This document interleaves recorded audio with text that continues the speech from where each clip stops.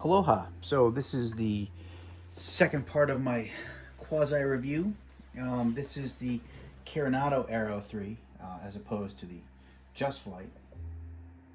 Same flight I did with the Just Flight, though I'm flying from Westerly to Wyndham.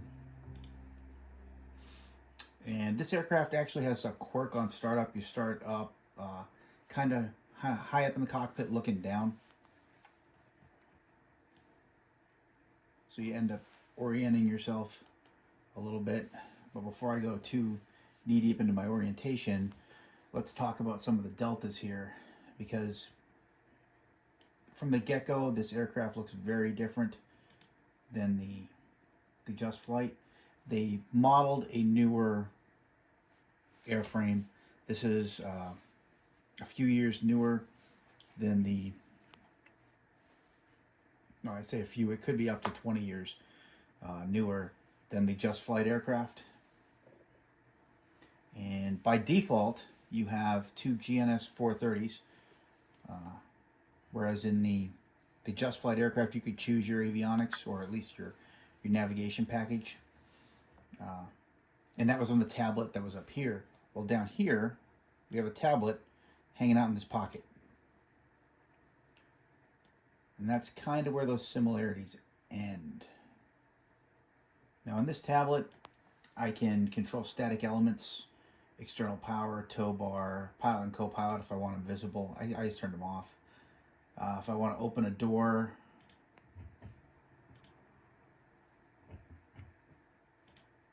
but here's the page that I kind of wanted to talk about. So on the Just Flight aircraft, from the tablet, turn things on and off, and that comes with the aircraft. So your GNS 430, your 530, or your GPS 100, which is the older style GPS in the cockpit. Here, I can get to the GTN 750XI or 750. However, you have to go purchase these. You have to go buy these separate. So if I wanted to, see, this is a third-party add-on you must download and install in order to operate it. One of these, I think this one down here, the PMS 50, there was an annual fee of 25 euros or a lifetime fee of 75 euros. And for this, was it TDSSim.com index, this one was, I think it was $53 US. So you have to pay extra to get those capabilities into this aircraft. I'm not a fan of that, and I'm not going to fly with the GTN 750, so I'm not going to pay it. I don't feel the need to. You have the same startup options you had in the Just Flight aircraft. You can change the state of the aircraft, and here's your check off, your checklists, takeoff and for landing. But the tablet just goes right back down. And again, they didn't give you something that made the tablet useful. They didn't give me something that made me want to use their tablet. Personal thing, but you just didn't have it. Now, here's the door. You saw on the Just Flight aircraft, I had to actuate in two spots. Well, this upper one isn't modeled, and come down here, the door instantly pops open, and the door instantly closes. So Just Flight, I think, did a better job with that door. Here you can see my pitch trims here. There's my flaps, there's my rudder trim, there's my parking brake, there's the valve yet again for my tank select. I mean, all in all, the cockpit looks pretty good. I don't know, I'll say I'm not a fan of how they're trying to upsell me in the aircraft. So that is a pet peeve of mine, if you will. I mean, if I already paid money for your aircraft, please stop trying to upsell me for even more. And let's back off a little. Okay. And then we can, all right, there we are. We're in the cockpit. We're ready to go.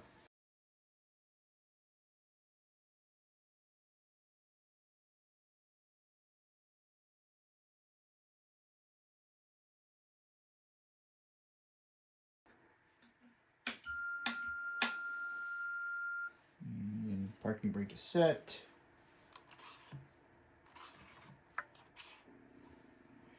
And make sure that's on. Tank's already selected. So we would come up here.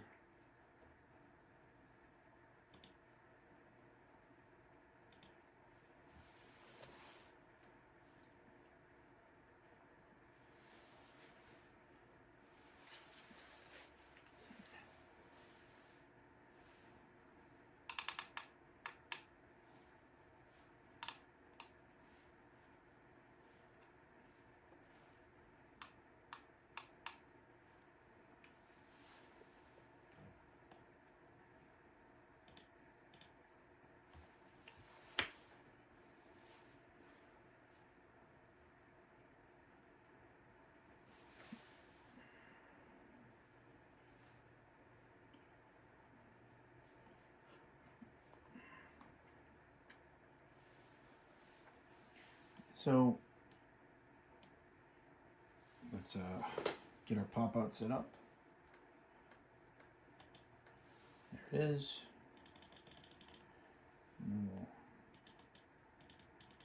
So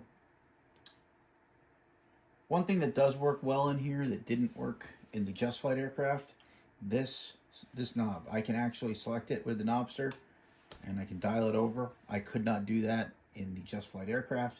It just wouldn't let me do it. So that did work well.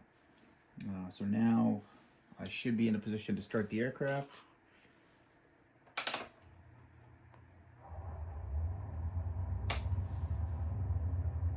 And we have started the aircraft. Turn alternator on. Tax lights on, navigation lights on. All right. So now we're going to head over to the runway to make that same flight.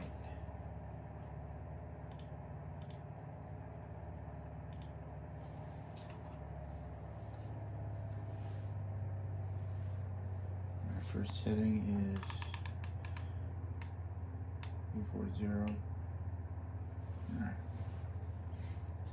So parking brake is now off.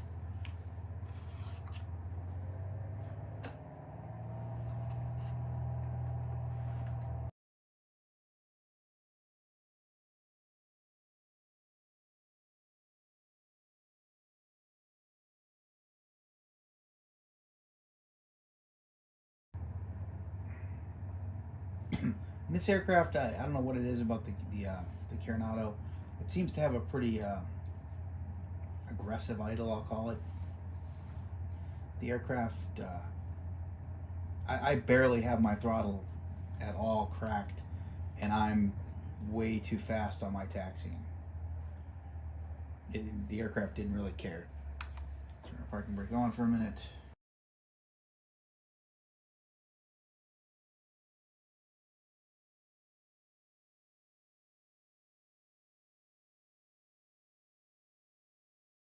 Or with very little throttle, it likes to go way too fast in a while taxiing. Right, here we are. Airspeed is alive.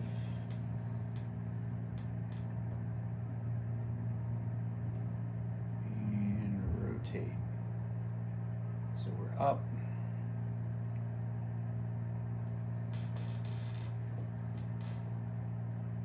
Now it didn't jump off as much. In the Just Flight, I felt it kind of wanted to climb a little higher. This one's very gradual, it's very controllable. Not that the Just Flight wasn't a controllable aircraft, I don't want to say the wrong thing there. It felt like it wanted to trend upwards or on the vertical speed a little bit more than this one.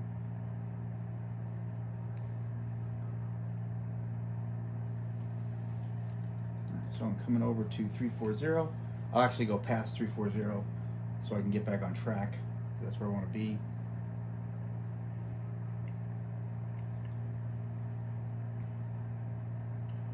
And we'll come back around so we can intersect our original baseline course and tune. Contact Boston Center.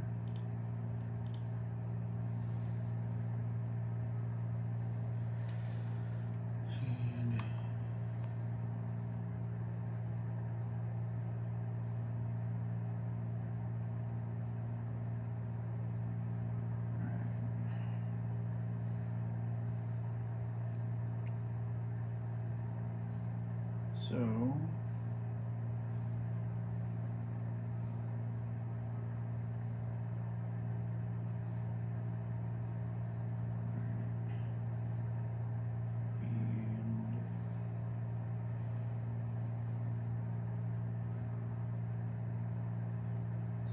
over to 340, and there we go. So here we are.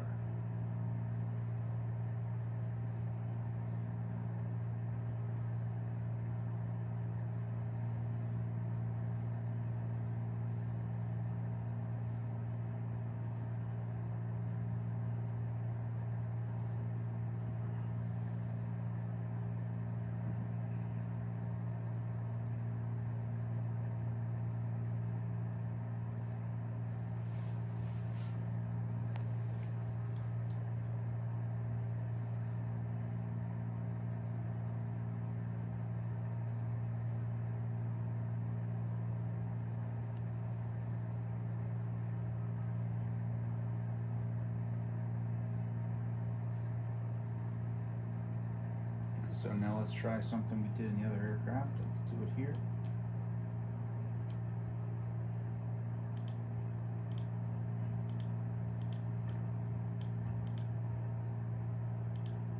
And it's not letting me do it.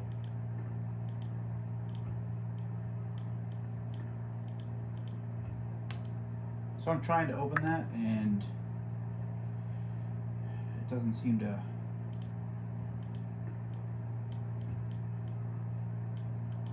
Yeah.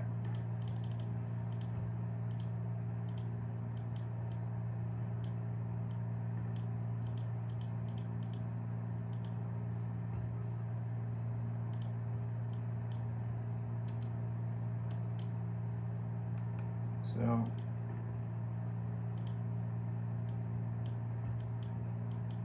no joy on that. I can't get it to open in flight for some reason. So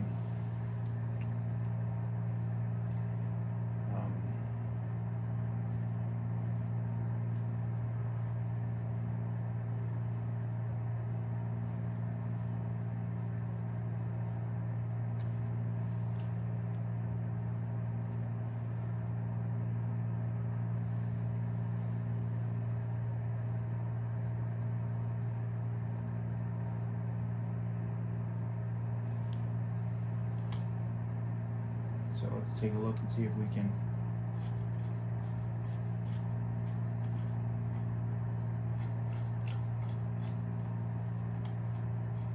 get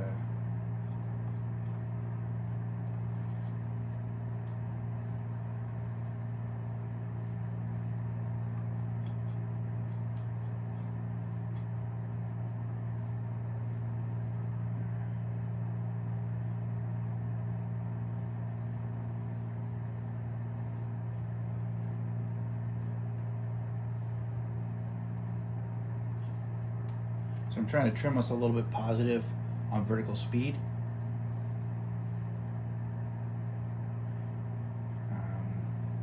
I want to see how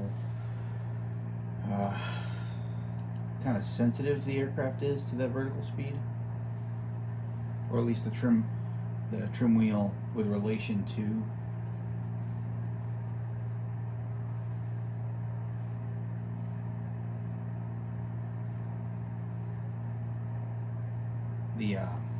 the just flight aircraft.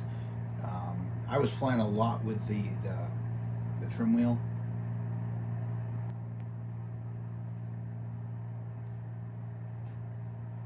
And really quickly, you can go to the outside of the aircraft.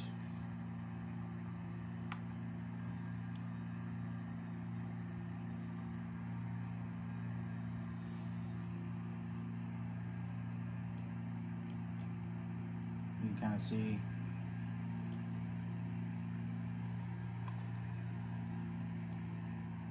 I can't open that window, but it is well modeled. I mean,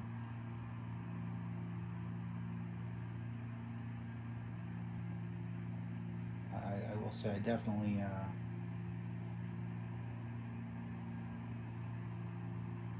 you can see the wear.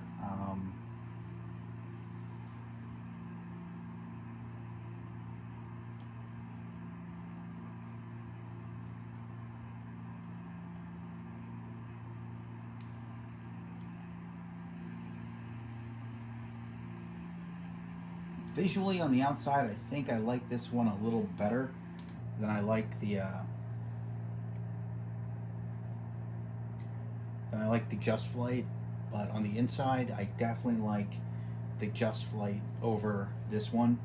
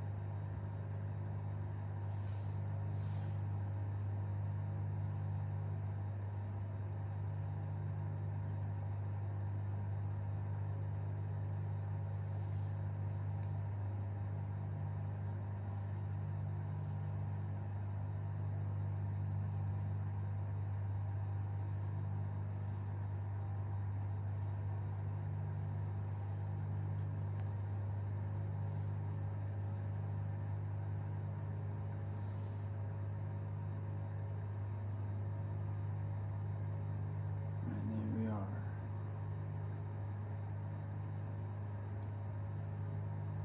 So let's.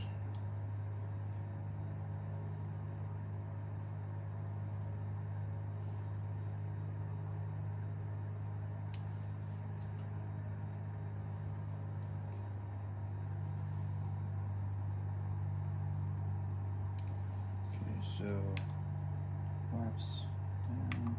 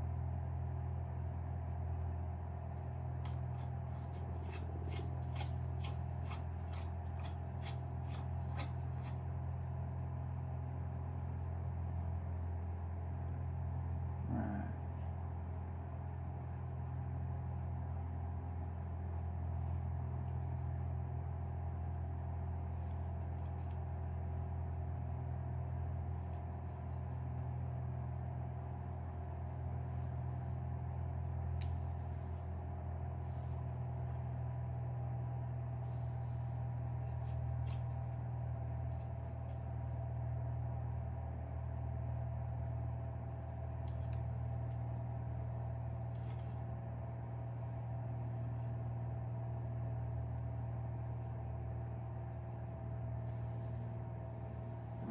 So we are now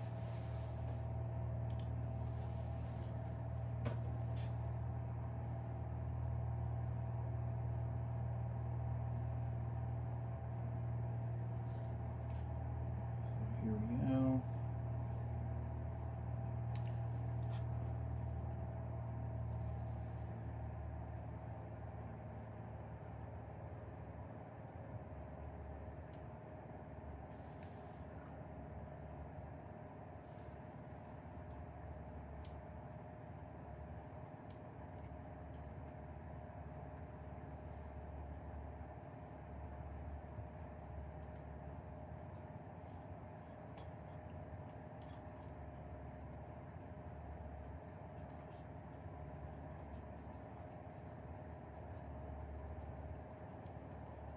high.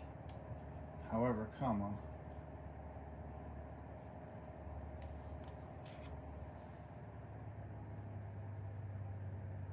to come in, and for some reason this Piper, throttle wise, I have the throttle all the way off, and I'm still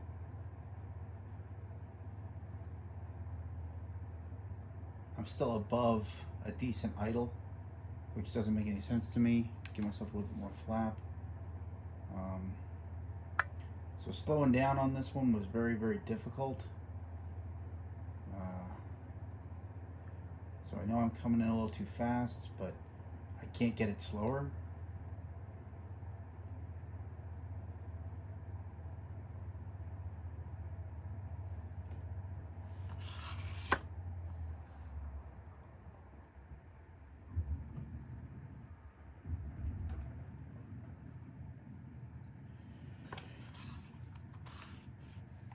So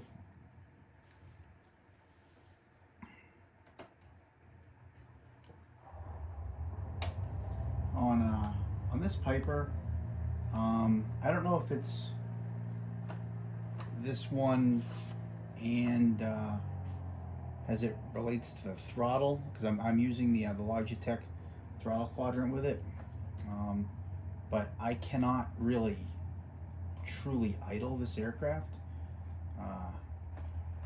I'm at 1500 RPM right now, and the Logitech throttle is almost all the way in the stops. And so, very hard to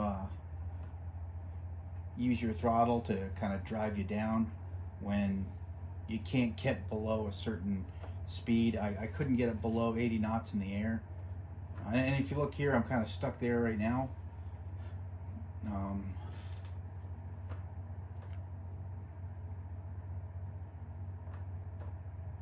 But in the cockpit I'm not, which is weird because this gauge isn't reflecting the cockpit. So once I park, I'll kind of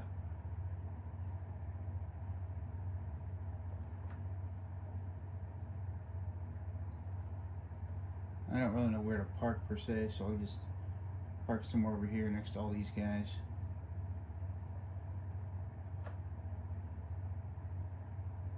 There we go, right here is good.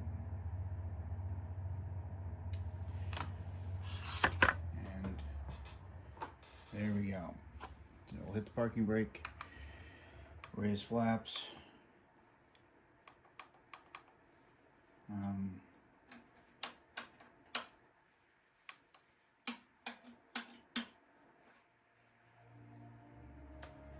Okay, so impressions with this aircraft. I gotta say I like the Just Flight aircraft a wee bit more. I'll do a more on the deltas between the two of them. This aircraft didn't respond quickly at all to changes on the trim wheel. I mean, you would try to trim so the nose would come up, and you would actually drop it first. It's weird to describe, but initially it would do exactly the opposite of what you thought. So it almost made me want to stop trimming the aircraft, but I kept going, and then I watched the tendency come back. So I knew I was doing the right thing with the wheel, the trim wheel.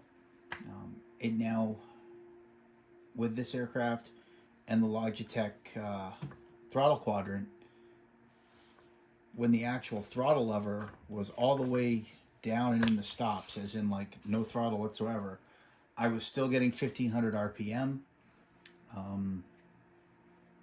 So that was kind of a quirky thing for me. When I was coming in and I was trying to use my throttle to get my altitude down, I couldn't do it, so I started shifting over to using the prop and the mix a little bit to get me down. But that was kind of quirky. if you add that in with the other quirks in this aircraft, and one of those big quirks was the payware slant, trying to sell us something here. I mean, when they're trying to sell you that the GTN 750. I just, when I compare this to the Just Flight Arrow, I gotta say I think I like the Just Flight better. So I'm gonna do a video where I just talk about the two, but my overall impressions are they're both good aircraft, and if I had to buy one or the other, I would buy the Just Flight. But if you can splurge and get them both, I would say get them both, because they each have strengths and weaknesses. Visually, I like the Carenado aircraft from the outside better. Visually, I like the Just Flight on the inside. I think the inside was modeled way better. And I think you get more features on the inside, i.e. you get the GNS 530, the GNS 430, or you can go old school and have a very analog cockpit.